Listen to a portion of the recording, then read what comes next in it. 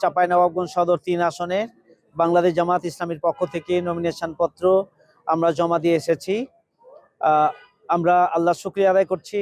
আগামী দিনে আমরা একটি চাঁপাইনবাবগঞ্জকে সুশাসন এবং শান্তির জন্য পরিবর্তনের লক্ষ্যে দুর্নীতিমুক্ত, সন্ত্রাস এবং চাঁদাবাজ মুক্ত, আধুনিক, উন্নত, মানবিক চাঁপাইনবাবগঞ্জ, বসবাসযোগ্য চাঁপাইনবাবগঞ্জ গড়ে তুলতে চাই। এবং সেই লক্ষ্যে আমি দেশবাসীর দোয়া চাই, বিশেষ করে চাঁপাইনবাবগঞ্জবাসীর আমি দোয়া চাই আপনাদের মাধ্যমে। চাঁপাইনবাবগঞ্জবাসীর প্রতি আমার আবেদন যে আপনারা আমার জন্য দোয়া করবেন।